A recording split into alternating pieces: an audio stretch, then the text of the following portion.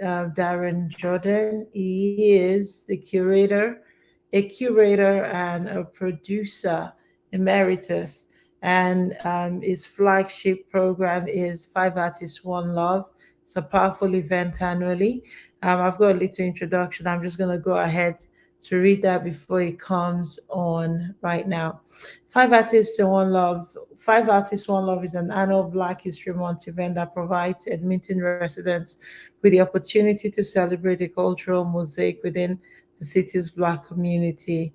The event explores the rich history of the African diaspora through art, music, dance, and poetry with the goal to help established and emerging artists further develop Black arts and culture and to celebrate the accomplishments of Black Canadians. He needs no introduction to anyone in Edmonton. Really, he is Mr. Darren Jordan. I've now got to get you onto add to stream. That wasn't hard. Welcome, Darren. How are you, sir? I'm good. Good to see you. What a wonderful introduction. I need you as a publicist is what I I need. got it from That okay. was So brilliant. Five Artists and One Love, Mr. Jordan. I found it on your website, Mm, fiveartistsonelove.com. mhm. I stole it. No original thoughts. It's good to No, see you. it's not it's never the words, it's the delivery, my friend. It's the Oh. delivery. Was that rousing though? Did that do anything to you? Anyway, you're the legend. You're just trying to be very polite. I get what's going on. How are you? It's good to see you though. It's good to see you. You look well. You look well. I am well, and you look well too. Okay, you've done this for what, 18, 17 years now? It's just Five artists and one love. 17 years, yeah. What Hmm. keeps you going every year? It's a good question. You keep me going every year, and people like you, and the people that are listening here, and people that tune in every year and show up every year. Um, those are yeah, those are the people that keep this thing moving and inspire me to keep doing it.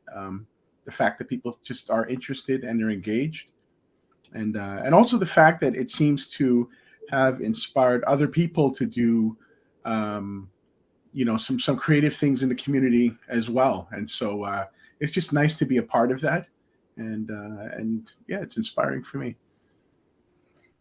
Do you find that it's easier, in your 17th year? No, no, it's not easier, not at all. You would think it would be. um, but so there are a few variables. Number one, it's my passion, this is my avocation, this is not my vocation. So I work in mental health, and I've been in mental health, working in mental health for over 26 years for Alberta Health Services. So that's my day gig. This is, as I said, my passion. And so if I had the time and the energy to put into this thing that I would like to, I think it would be an easier endeavor. But this ends up being something that yeah, you have to sort of find that work life balance. And it's just, yeah, it's a challenge, and things change because as you get bigger, um, there are more responsibilities. There's a lot more behind the scenes that goes on that people don't see. Um, in some ways, I kind of long for the days when we first started out. It was a grassroots type of an endeavor, and just as a community, you sort of work together to put this thing forward that people enjoyed. But it was a lot simpler, right? There weren't a lot of moving parts. But as you get bigger, as you get more momentum, more people get involved. Expectations have to be met every year, so it is a challenge. So, I mean, my joke that I tell people is that if the show doesn't work, I'm going straight to the airport and I'm catching a flight out of the country. And so far, I haven't had to do that. So, you know, it's hard, but it's good work. I doubt if you'll ever have to do that, Darren. And what strikes me about you is your humility. And please correct me if I'm wrong, though. I'm just thinking that right about now, you're able to live your full-time job and you're able to face this thing fully and squarely. Would it be different if this production were maybe Caucasian? I don't know why you might still be struggling in your 18th year. Right now, you're established, it's bigger, like you said. You're reaping the rewards of your hard work all these years. Hmm. Hmm. Um, it's hard to say. I think, as I said, because it's a side project. I think something like this requires a certain degree of energy and time. And it's just, anybody that's putting on a community type of productions, they'll tell you the same sort of thing. Like, uh, it's it's a challenge because you've got your own um, work life balance that you're sort of relying on, and then you're piecemealing a lot of your team with other people that also have full time gigs and families. And I found that when we were younger, we had a lot more flexibility, um, a lot more time, a lot more energy. Um, and so all those things become they become a little bit more of a challenge. But I think all those that are involved believe that it's a worthy endeavor. And when we get together and we sort of put plans down and move forward, people are committed, and we end up with a product, with an event that resonates with everybody, I think, that walks in the door. But yeah, I mean, it ain't easy. It is a challenge. Whether or not it was, if it was run by a Caucasian group or not, perhaps there might be some, maybe there'd be more opportunities. I'm not sure. Mm. I hear what you're saying, and most particularly, I'm feeling what you're not saying. It, and I've done my research before this media chat, and every year you do put up a show. I mean, Mm, this year, 2023, you stood Edmonton stood still. Everyone who was anyone had to go to the arts gallery on the opening mm, night. They had to mm, make sure, and that is mhm. the power of the legacy of what you've done throughout the years, giving representation to Black culture. Let's talk briefly, quickly about what the highlights have been for you. And then let's take us 10 years down the and 10 years into the future. And I know in 10 years you won't be using a walking stick, but what is the 25-year plan for this, for what you got going on here? Okay, lead me now. What's the first thing you want me to answer? Because you had a couple questions there. Yes, I want you to talk about the highlights. What you referred to when you first started the early days, how it was so original. You guys were flexible. The energy was We were raw. young. Yeah, yeah, yeah. We were young, and it was the concept was excuse me, the concept was relatively new, definitely new to Edmonton. So we used to run this thing out of a small gallery called the Two Gallery on 124th Street. And if you rolled into this art gallery, this art show once a year, this small space, which is now the space that Dutch is in right now, it was packed, filled with people. And that was Five Artists, One Love. It was basically an art show. I got to choose five Black artists from the community to show their work.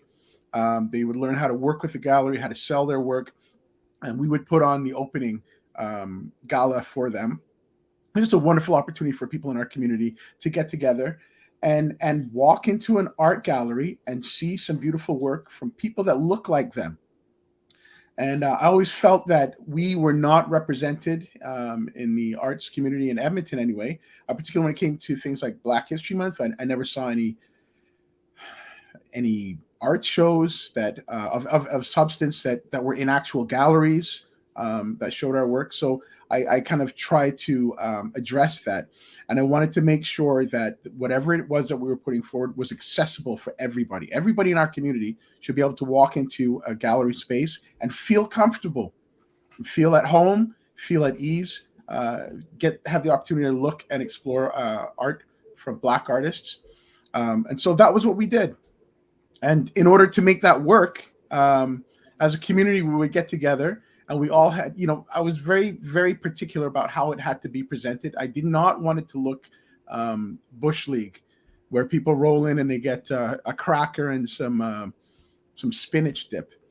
So we made sure everything from the catering was done really well, and we made sure we had a wine rep there so that if you came and you wanted wine, it was free wine, free food, and every 20 minutes it would be free music.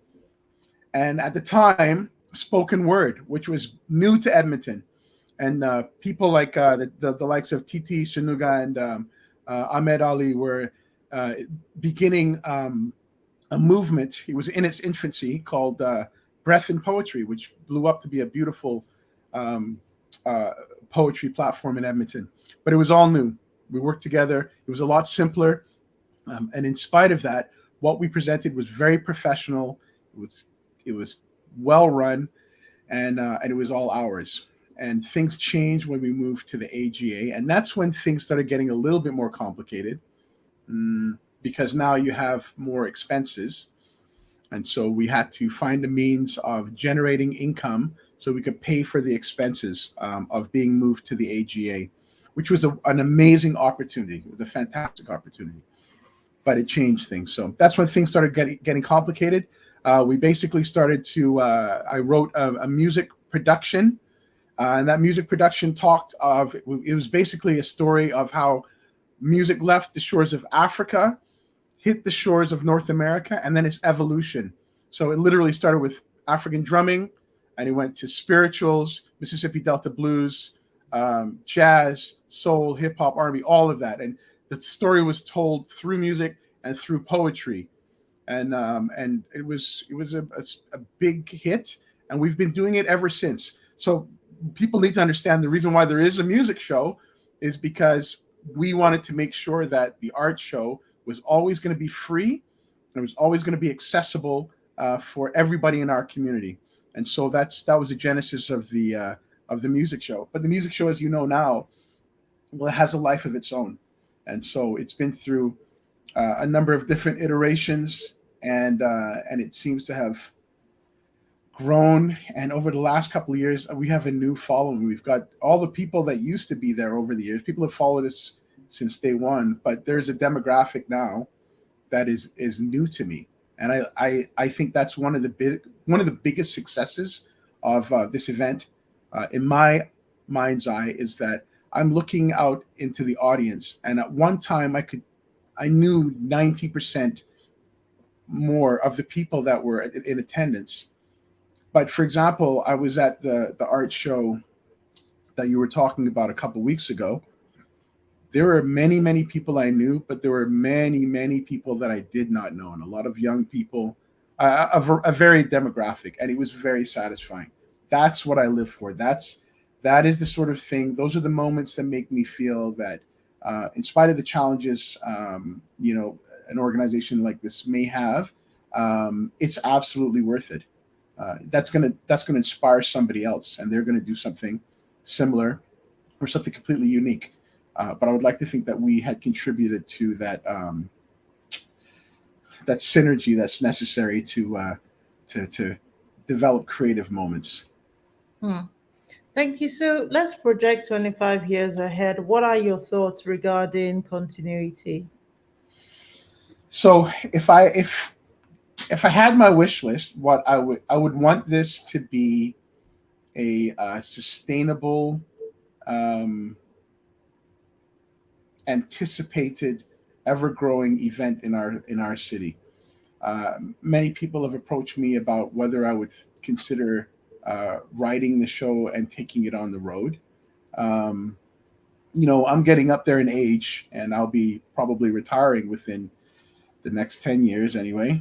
Um, and it would be really nice to know that I can put more time and effort and soul into uh, taking this thing that we've built, making it grow, and maybe again taking it outside of our city. I've prided myself on it being an Edmonton event. I've prided myself on the fact that this actually has the opportunity to highlight Edmonton talent, Black Edmonton artisans. Um, Going forward, perhaps we expand that and make opportunities for people outside our city as well. It appears the beyond the skies is your limit. 10 years to retirement, huh? No, we'll You see. live to 100 Really? and Not keep not the way I feel. you keep this going down. Now, one of the challenges I know when I speak to producers, curators, poets, anybody who's anybody in this city is the significant challenge of money, No. funding. Yeah. And my question is, you've promoted Black excellence, you've promoted this extravaganza that everyone wants to be associated with. Is it easier? Does money come easy now? Do you have to bend over backwards to get all the money support you need? Talk to us about That's a what's great really question. going on. Yeah. That's a really good question. Mm. Excuse me. I think it's a really good question. I think that if I had a different station in life, um, if this was not just a side gig, um, we would be in a different place. I I went and did this thing for years without any external input in terms of funding. So for most of this time in the 17 years, I basically paid out of pocket, and I had people in the community that believed in the project, liked the project. Um, Not everybody, but most of the people that were involved could see the potential um, for themselves in terms of being involved in the project, and so they would come to the table, and they would offer their services for. Initially, back in the day, we all did it pretty much for free. But my goal had always been, and I always told people that when we start getting to the point where we're generating income, a revenue rather, people will be paid their worth um, when they're involved in Five Artists One Love, and we're there now. So people aren't. It's not a voluntary endeavor at all. But in order to, probably about 6 years ago was the first time I accessed grants, and that's been helpful. Edmonton Arts Council has been extremely helpful, and I think they have an understanding of what it is that we're trying to build. So they've been helpful in their grant support, along with the Edmonton Community Foundation. Also, been very supportive, and they seem to understand what it is that we're trying to do. So it's nice to get that. My goal is to get some solid corporate sponsorship, and because we're not a not-for-profit organization, it's a lot more challenging. Um, we have access to certain grants, and even that you have to really have somebody comb through what it is you're eligible for. But if we were to get some solid sponsorship, solid corporate sponsorship, um, from people that understand what it is that we're doing and understand the value of the event, given the fact it's got 17 years history and a consistent audience. If we can get those people in, we would be in a much better position. But again, I don't, I'm not a businessman per se, so I don't hold that. I don't have that business acumen that would be advantageous if I was working on this full time, to explore those avenues. So what I do is I have some people that do have that skill set, and they've helped to to generate some interest in that area. But we need more. We need more expertise and some people just to be able to take direction with that in that area. So.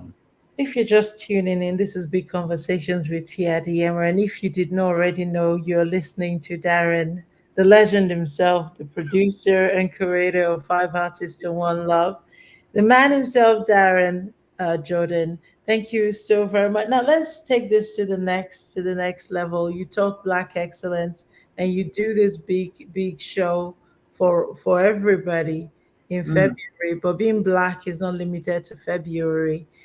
Could you talk us through what you do to? I know you promote Black excellence throughout the year, but talk to us about. I know you've also been at the Winspire, and I know Mm. you're going to be at the Winspire in June this year as Yeah. well. So talk to us about beyond February, and what that looks like, what that has looked like for you, and what that Oh, looks fantastic. like this year. Yes. Okay. Yeah. Thank you for that. Um, that's right. So anybody that's been with me on this journey, they know that I gripe about a couple of things. So before the art show, I used to gripe about the fact that there was no art show, there was no representation of Black artists in the city in a meaningful way in galleries, and so we, move forward and we started Five Artists One Love.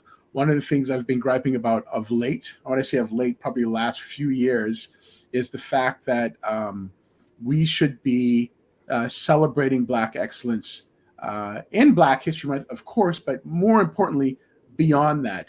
We don't need to be confined to the coldest, shortest month of the year, and cram in history and give accolades to those people that are doing things right now. No, we should. We're bigger than that. We should think bigger than that, and we should be holding space throughout the year at a variety of different times. And so I've strived to try to do some things outside of the confines of February. We do culture days. So for years we've partnered with NBCC to ensure that there are some really interesting culture days events going on in September. Five Artists One Love specifically has done things like art battles, or we call it the Art Battle Royale. We have five different artists up against each other. Um, Against a time limit, and a variety of different types of um, events like that. But COVID, which was a terrible time. During that time, our invitation to the Wind Spear had been delayed because obviously people were not allowed in the building. We'd been invited to perform there after the CEO came to one of our shows. She graciously invited us to do the show there. We couldn't do it, but the year that we could actually get in there was 2022, and it was in May, which is not Black History Month. We ended up doing the show in May because we had no choice. To book it in February was not an option. It was still there are too many restrictions, and so we got May, and the response was overwhelming. People not only did they enjoy themselves, but they could show up in open-toed shoes and be outside and dress the way they wanted to, and not worry about the elements. And the response was good. The attendance was great, and it gave us a taste of what it means to do that music show outside of Black History Month. And so Did this you year lose an advisor? Did you lose some of your corporate sponsors because you we moved did things to May? Mm. we did. I won't put too fine a point on it, but we had a good sponsor. They enjoyed the show, and I think they really enjoyed the fact that they had their stamp on a Black History Month event um, that had some reputation. So when I moved the show to June, that was not what they had signed up for, and they weren't willing to endorse the show outside of February. I mean, that's fair when you're dealing with corporations. They have certain expectations, and you have to respect that.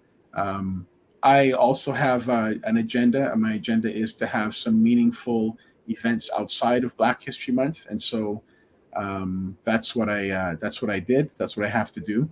Unfortunately, now um, that bit of funding is no longer there, but we'll find a way to generate some interest in some other companies or individuals, and perhaps that'll be enough. But like I said, it'd be nice going forward to have you know a corporation say, we understand the value of what it is that you're trying to do, and we want to endorse this. We'll get there. Mm. Amen. What I love about what I'm hearing is your optimism. And I would just have thought that 17 years, the kind of show and you put on and the hard work that goes. you know, the corporate sponsors would be lining up. But again, this is Edmonton as well, where you know you're nearly at your second decade. So you know, Hmm. touch wood, you will get there. I think Touch so. wood. I mean, as I said, it's not easy, but in spite of the challenges of trying to keep something like this going, there have been some really nice inroads that have occurred along the way. And so, yeah, and those are the things that sort of keep the optimism up. You know, it is a lot of work, but it's I think it's good work. When we have a recent development, I'll share it with you. I haven't shared it with anybody yet, All right, go on then. so Yes. I'll do Yeah, this the now. So school. here's the scoop. Wonderful. So Five Arts One Love has been at the art gallery for oh, 12 years. I think it's 12 years that we've been at the art gallery, the AGA, and of that time we have been hosted in the Ledcor Theater Gallery, which is a community gallery, which is in the basement of the building. It's a beautiful space, an absolutely lovely space, but it's the basement. And I had never, when I got there, I never thought about it that way. I just saw it as another gallery space. And I love the fact that people could come in from the community and it's free if we wanted it to be. Um, but over the last few years, people have been coming to me and saying, Darren, it's great. When are we going to get out of the basement? When are we going to? And and so there had been a bit of pushback. There'd also been a little bit of chatter online, and I've been in meetings and negotiations with the Art Gallery of Alberta. And as of a couple of weeks ago, we've got an agreement that we have space upstairs on the main floor in one of the galleries there. So for our 15-year anniversary, they gave us the whole second floor and pulled out all the stops. There were a few things that were going on. It was during COVID time, unfortunately. But even with that, we broke records in terms. We set some pretty significant records in terms of attendance in the midst of a pandemic. The numbers were great, and it was a fantastic show. Now, it looks like we're going to get this spot on the first floor. And I think I mentioned to you before, it's been important to me that people have access, and they've agreed that it will still be free entry for the exhibit during the months that it'll be up there. So Oh, great news. First time now we're gonna hold space up on the main floor. So I'm very happy about that. I know for sure there's going to be a lot of people that are going to be very pleased with that. absolutely. And congratulations. And thank you so very much for sharing it with Oh, us. We run out of time. Our next host is ready to go. no problem. Could you talk to us about two broad issues here? I know you have a long-standing relationship with autism. So Mm, 17 years on, what does that look like now? And mm, then before you go, in the 17 years you've done this, is Black art more accessible to people? Is the story a bit different? Is the mhm, arts community better for Black people? Are we better off that you've made this inroad for us all? mhm. Right thoughts. Well, okay, thank you. I'll answer the autism um, situation. So anybody that's been to the show, they'll notice that Edmonton Autism is always close by, and they have space in the building, and they always have an opportunity to speak at the event. And we also try to raise not so much money. We do raise money for them because we do these amazing baskets and these uh, raffles for them, and we help facilitate that. But they are a very important organization to us, mainly because I've worked in mental health most of my adult life. And for 20 plus years, I've run group programs and weekends for kids that have challenges with communication and social skills. A number of those kids are on the spectrum. 12 years ago, 13 years ago, my son was born. And 2.5 years after his birth, he was diagnosed with having autism. The irony is palpable because I work with kids on the spectrum and their families all the time. And Autism Edmonton was one of the first organizations I called just to just to connect with and get some information. And the funny thing is, I'd made many referrals to Autism Edmonton over the years of other families that required the same service. Now I found myself for the first time accessing services as opposed to delivering services. So I've never forgotten the woman on the other end of the phone. She just saved me so much time and cut through so much nonsense and said, Darren, this is what you need to know about accessing resources. Saved me so much time. Um, and so I swore that to myself that when we were at a position where we had more visibility, we would bring Autism Edmonton on stage and give them and take the opportunity to share the work that they do within the community for people with autism and families dealing with autism. And we just wanted to raise awareness about autism and I think Five Artists One Love has been a real advocate for that. And so I've been grateful to have that opportunity to give back to that part of the community for sure. And they'll always be with us. As I said, my son has autism, so there's no way we're not big upping that organization and bringing awareness about autism. And that last question that you asked was about I think I see more Black artists. Part of the impetus for me starting this however many years ago is I didn't see that many Black artists. I see them now. And Five Artists One Love is an art show. It's one of many that come up throughout the year now.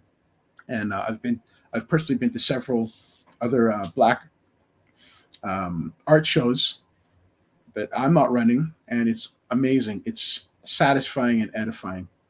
So I would say, there's a lot. It seems to be there's more access and a lot more of us not only just doing the work, but producing the work and getting out there and letting the world know. I would like to. I think you've already mentioned it, but I just wanted to remind you that we are doing our music show in June 17th at the Windspear, and we're doing something a little special this year.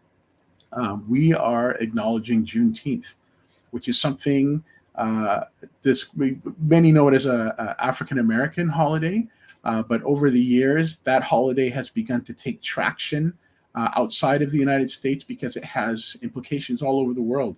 It's a celebration of freedom, family, and how we do that. And not a lot of people know. Some people know, but since the Emancipation Proclamation in the States, there's been a direct correlation between that and part of the Black community in Edmonton. And during our show, we're going to tell that story, why Juneteenth actually has a direct correlation with the Black community here in Alberta, part of the Black community in Alberta.